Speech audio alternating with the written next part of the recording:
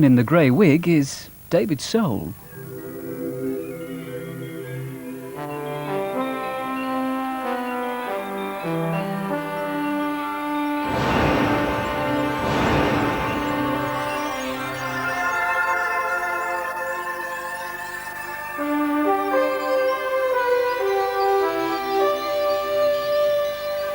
The Apple was the very first job I did when I came to Los Angeles, way back in 1967. The first thing they did was to put body makeup on, and then gave me this platinum beehive that I stuck on my head, and then dolled up my eyes, like some Vegas chorus girl, and shoved me out onto the stage with a lot of the other people who looked the same way as I did. And I immediately flashed through my mind what my parents had told me, the evil place of Hollywood. His words are true. Hear them.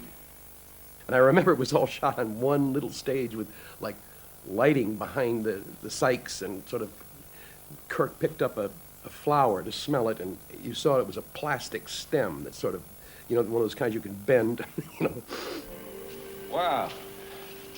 I just might stake out a claim and settle down here, Jim. It is spectacular, isn't it? But the story was really interesting. One of those shows that people who watch Star Trek always kind of remember. It's a very innocent tale. Star Trek did that a lot. They kind of had these wonderful morality tales that they sort of dressed up in space. The Enterprise is in space someplace to check out a strange magnetic field. And they managed to get beamed down to the planet and to check it out, and all of a sudden a flower turns on one guy and...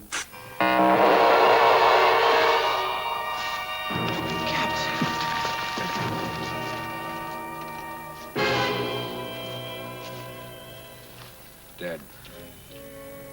But they become aware of the fact that there are people watching them. These people eventually lead them into their village.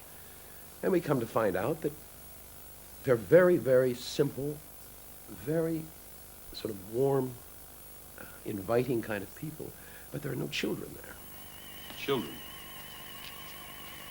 You use unknown words to me. Little ones, like yourselves, they grow.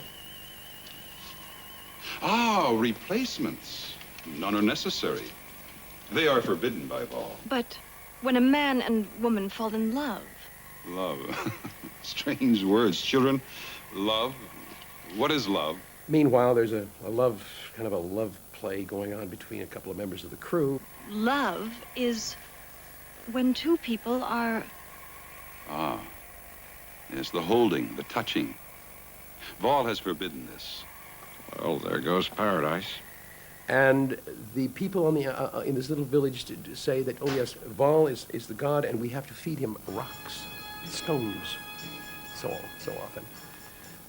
This apparently is where he gets his power from. Meanwhile, the character I play, I think his name is Makura, suddenly discovers a beautiful little blonde girl. Why do you look like that? The way they touched.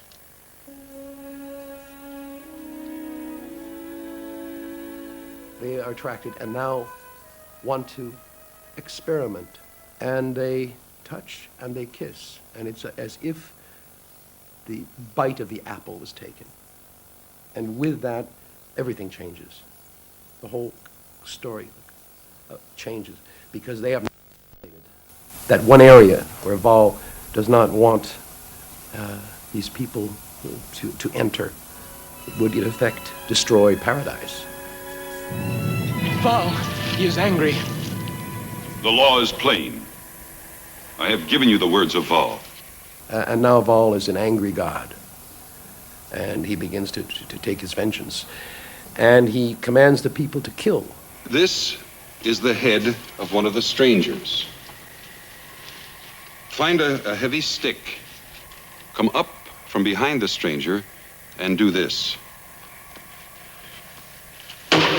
And they walk up behind these people without any anger.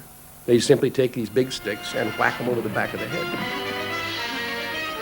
Eventually, what happens, of course, is that the crew from this Enterprise realizes that the source of energy comes from the rocks.